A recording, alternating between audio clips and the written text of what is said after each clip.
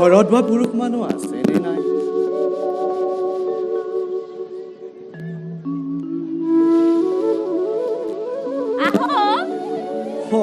গৈছো গৈছো।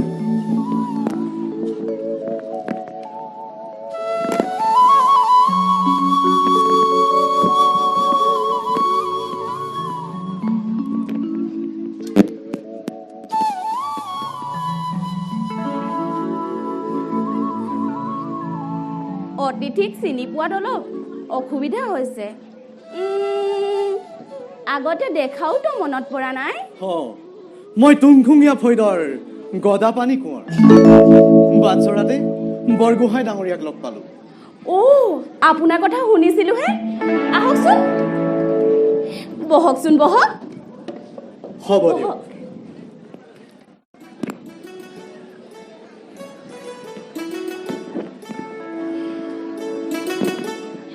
মই গোবৰ ৰজাৰ পুত্ৰ। ৰজাঘৰীয়া কথাবোৰ মাদুলী চহৰৰ ৰাইজে শুনিছে চাগে। আজি কিছুদিনৰ পৰা ৰাজধানী চহৰত শাসনৰ নামত যে অন্যায় চলি আছে পিতাইৰ মুখেৰে নুশুনা নহয়। কিন্তু ইমান মুকলিমূৰীয়াকৈ ঘূৰি ফুৰাটো জানো উচিত হৈছে ডাঙৰীয়া? সেয়েহে ভোকাটোৰ পেটৰ যন্ত্ৰণাবোৰ কেনেকৈ আল মাৰিব পাৰো তাকেহে চেষ্টা চলাইছো। আৰু দুদিনমান ধৰি কেইবাখনো ঠাই ঘূৰি ফুৰিছো। খোৱা লোৱাত জানো অসুবিধা হোৱা নাই? নাই নাই, কিবা এটা পাবলৈ কিবা এটা কৰিব নালাগিব জানো? সেয়েহে ভোকাটোৰ পেটৰ যন্ত্ৰণাকো সহ্য কৰি সেই ৰাইজৰ আউলবোৰ কেনেকৈ মাৰিব পাৰো তাকে। বেয়া যদি নাপায় সুদাই নিকাই সাজ খাই গলে অতিথি জানো কিবা অসুবিধা হ'ব? সঁচা কথা কবলৈ গলে কাহিলী পোৱাতে খোৱা। অৱশ্যে ভোক অনুভৱ নকৰাও নহয়। তেন্তে খন্তেক বহক, মই এতিয়াই খোৱা যোগাৰ কৰি আনিম। হ'ব দিয়া।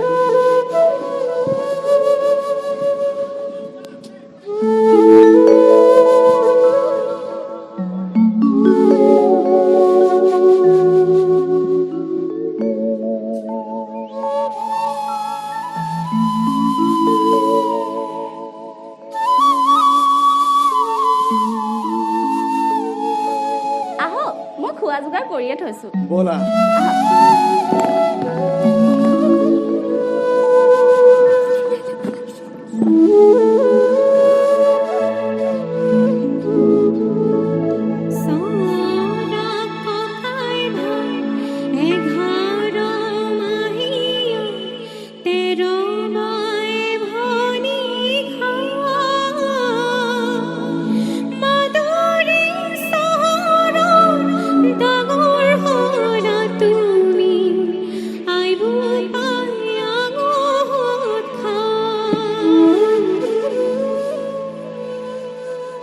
ভাতকেইটা বৰ তৃপ্তিয়ে খালো। কণ জহা চাউলৰ ভাত, গৰৈ মাছৰ পিটিকা, তৰা পাতত দিয়া মাছ। পিছে আঞ্জাখনে কি আছিল ধৰিবই নোৱাৰিলোঁ খাই কিন্তু সঁচাকৈয়ে ভাল লাগিল দুপৰীয়া বেলা হঠাৎ আলহী আহি ওলোৱাত নিজকে বৰ অপৰাধী যেন লাগিছিল ঘৰত যে শাক পাতো তেনেকৈ নাছিলেই সেয়েহে বাৰীৰ কুমলীয়া কঠীয়াদনি লৰাই কঠীয়া এমুঠিকে আনি আঞ্জা ৰান্ধিলোঁ কুমলীয়া কঠীয়া সঁচাকৈ কুমলীয়া কঠীয়াৰ শাকৰ সোৱাদ যে ইমান তৃপ্তিদায়ক ভবাই নাছিলোঁ বাৰু বহু কথাই পাতিলোঁ এতিয়া তোমাৰ পৰিচয়টো জানিব পাৰোঁনে পিতা মোৰ লাই থেপেনা বৰগোহাঁই 11 গৰাকী মাহী আই 13 জনী বাই ভনী আৰু 4 জন ককা ভাইৰে আমাৰ পৰিয়ালটো সঁচাকৈ এটা বৰ ডাঙৰ পৰিয়াল আৰু মোৰ নাম জয়মতি চিনাকি হৈ ভাল লাগিল বাৰু এতিয়া আহোঁ নেদেখাজনে কৃপা কৰিলে কুমলীয়া কঠীয়া সোৱাদ ল'বলৈ আকৌ আহিম এতিয়া আহোঁ আপোনাকো লগ পাই নিজকে ধন্য মানিছোঁ আকৌ আহিব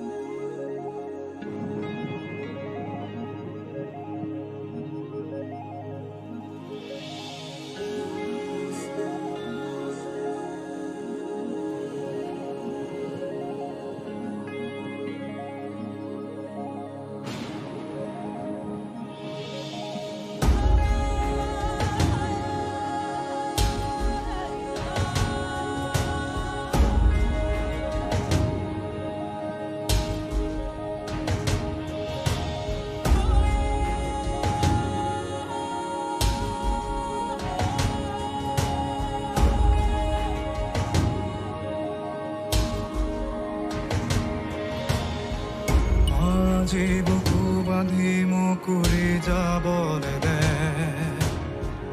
তোৰ হকে আজি মোকে তেজৰে নৈ বোৱাবলৈ দে কিমান মোকে আচলৰে চুকতে ৰাতি দিন লুকুৱাবি এদিনটো তই আবদ্ধ বুকুৰে দুৱাৰখন খুলিবি মোকে দে যাবলৈ দে সকলো দুখ মুচি দে এই বেলি তোলাই নেমাতিবি শুকানে ৰাখ তোৰে চকু যদি উভতি নাহো মিছাতে নেচাবি বাটে পদূলিতে ৰণলৈ যাওঁ ৰণলৈ যাওঁ ৰণলৈ যাওঁ ৰণলৈ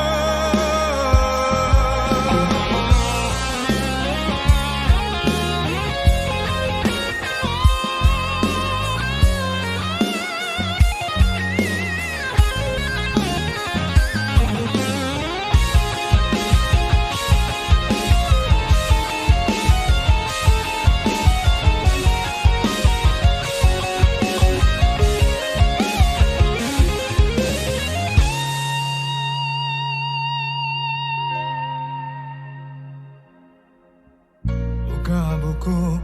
এহাল চকু ধোঁৱাৰ আঁৰত ভাহে নিভা সহজ হাঁহি প্ৰতিশ্ৰুতি লগ দিয়াৰ বাবে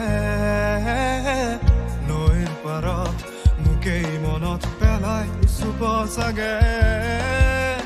মোৰে অবিহনে জীয়াই থাকিব পাৰিবিনে এপন অশান্তিৰ মকুতা বিনিময় ৰক্ত কণিকা সিঁচি সিঁচি আজি মোৰ হিৰল অস্তিত্বৰে চেতনা গুলিবিদ্ধ এই কলিজা ৰিঙিয়াই যাবৰে বেলা অন্তিম ক্ষণত সোঁৱৰালো তোৰ হিয়াৰে ঠিকনা এৰি দে যাবলে দে সকলো দুখ আজুৰি নে বুকুতে মোৰ শিৱ দিবি তোৰেই মাটিত উপজিলো একেই মাটিত সামৰিলো মিছা তেনেকা দিবি মোৰ সমাধিতে ৰণলে যাওঁ ৰণলে যাওঁ ৰণলে যাওঁ ৰণলে যাওঁ ৰণলে যাওঁ ৰণলে যাওঁ ৰণলে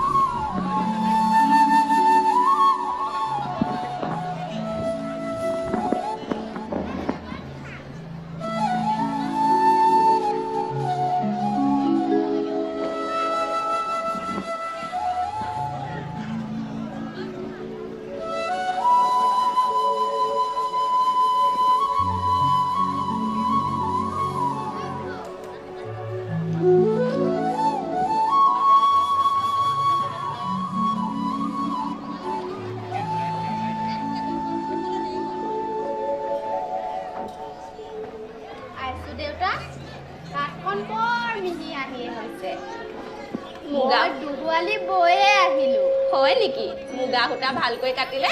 বয় ভালে লাগে কাইলৈ যে দুখনমান ৰিহাও কাটিব লাগিব পাই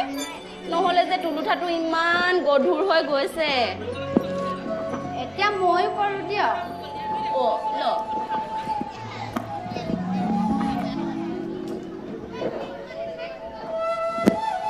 আইছো দেউতা কিবা কবি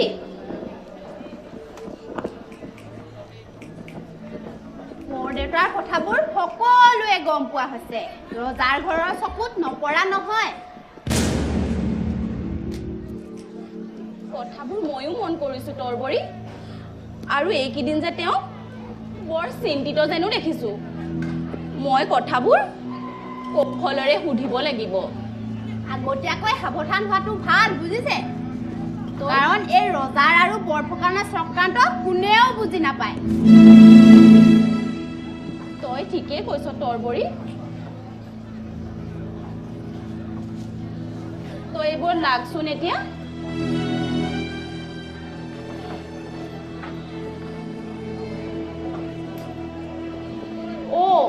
বঙহদেও আহি পালেহি তৰবৰী তই এইবোৰ সামৰিলি যা ভিতৰলৈ লৈ যা এই চেগতে মই কথাবোৰ সুধি পেলাব লাগিব জয়া জয়া বঙহদেও আপোনাক ইমান ভাগৰুৱা যেন লাগিছে যে আপোনাৰ মনটো যেন এইকেইদিন অস্থিৰ হৈ পৰিছে বঙহদেও অস্থিৰ নহয় জয়া অগ্নিগৰ্ভ জননীৰ আৰ্তৰোলে চিন্তিত কৰি তুলিছে কাৰোবাৰ বুঢ়া আঙুলিত উঠা বহা কৰা কথাখনত আজি যেন জনতা চিন্তিত হৈ পৰিছে আপোনাৰ কথাবোৰ বুজি পোৱাত মোৰ অলপ অসুবিধা হৈছে বঙহদেও তোমালোকে নুবুজাটোৱে উচিত হ'ব জয়া কাৰণ ঘৰৰ ভিতৰৰ তিৰোতাই দেশৰ সমস্যাৰ কথা জানি বুজিও একো সমস্যা সমাধান কৰি দিব নোৱাৰা তেনেকৈ নকবচোন বঙহদেও ঘৰৰ ভিতৰৰ তিৰোতা হ'লেও আপোনাৰ বা দেশৰ বিপদৰ সময়ত ঘৰৰ গৃহিণী হিচাপে যুদ্ধক্ষেত্ৰলৈ আগবাঢ়ি যোৱাত সহায়ো জানো কৰিব নোৱাৰিম জয়া বঙহদেও মূলা গাভৰুৰ দৰে দেখি হাতীৰ পিঠিত উঠি যুদ্ধ কৰিব নোৱাৰিলেও অন্ততঃ একে ৰাতিৰ ভিতৰতে কবচখনটো বৈ দিব পাৰিম জয়া কওকচোন বঙহদেও আপুনি কি বিপদত পৰিছে কিন্তু জয়া আপুনি মোৰ স্বামী মোৰ সুখত হাঁহি দুখত চকু পানী টুকা একমাত্ৰ সংগী আপুনি জয়া গতিকে আপুনি মোৰ পৰা কোনো কথাই নলুকুৱাব জননীৰ বুকুত জুই জ্বলিছে জয়া কুটুমে কুটুমক হত্যা কৰি কুটুমৰ তেজকে পিব লাগিছে আৰু ই কেৱল আমাৰ হাত ধৰি আহোমকে ঘৰৰ মাজত চলিব লাগিছে জয়া এই ষড়যন্ত্ৰকাৰীনো কোন জানিব পাৰোনে বঙহদেও কোন হ'ব সেই পাখণ্ড চুলি খোৱা লালু খোলা বৰফুকনত চক্ৰান্ত কৰি নৰ ৰক্ত খোৱা চুলিক ভাই আহোম পৰ্বতৰ নিজৰ সহ্য পাতিছে ইয়াৰ অন্তৰালৰ উদ্দেশ্য অন্তৰালত লুকাই আছে আহোম কোঁৱৰ সকলো উপযুক্ত ৰজা হ'ব পৰা কোঁৱৰক হত্যা কৰি নিজ সিংহাসন নিষ্কন্ত কৰা আৰু ইয়াৰ বাবে আহোম কোঁৱৰ সকলক অংগক্ষত কৰিব বিচাৰিছে অন্যহাতে মই হ'লো তুংকুঙে ভয়ৰ একমাত্ৰ ৰজা হ'ব পৰা কোঁৱৰ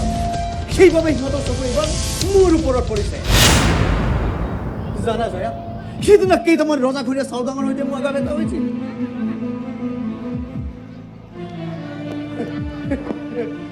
সিহঁতৰ ভাগ্য ভাল আছিল পলাই হাৰি নহ'লে মই সিহঁতক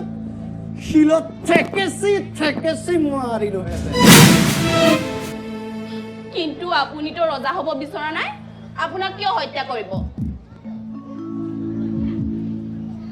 জয়া বৰষাই পুষ্পিত কৰা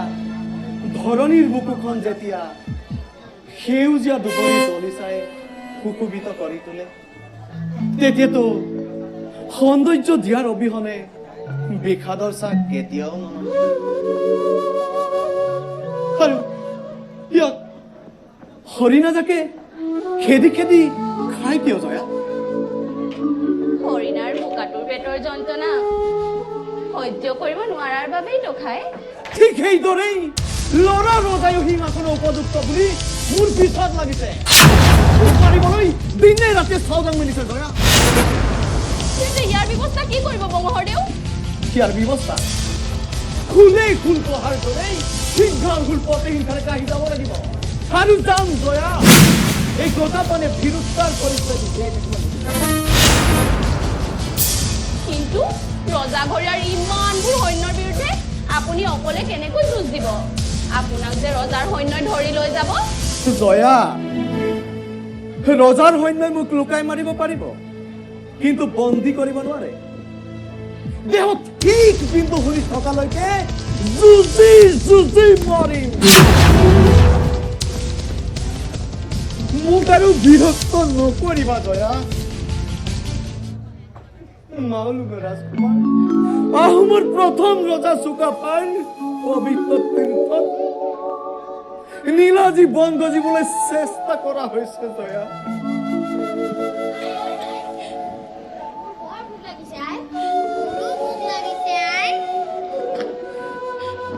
তোমালোকৰ ভোক লাগিছে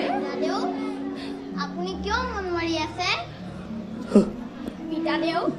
আপুনিয়ে দেখোন কৈছিল পুৰুষ মানুহবোৰ বৰ চতুৰ আৰু সাহসী হ'ব লাগে আপোনাৰ চকুত দেখোন চকু পানী ওলাইছে পিতাদেৱে দেখোন আমি কান্দিলে গীত গাই মলাই এতিয়া দেখিছো আমিহে গীত গাই মলাব লাগিব ককাইদেউ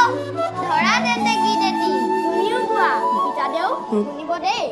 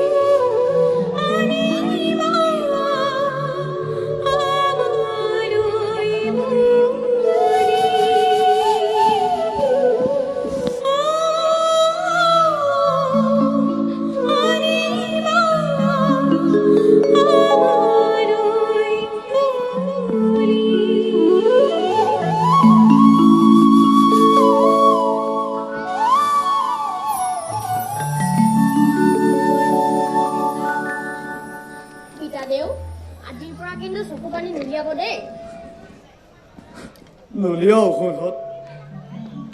দেখো যদি কেতিয়াবা বিপদে দেখা দিয়ে তোমালোকে সদায় আগত যাবলৈ চেষ্টা কৰিবা দেই আমি অন্যায় অনীতিৰ বিৰুদ্ধে এতিয়াৰ পৰাই মাত মাতিম পিতাদেউ ঠিক আছে দিয়া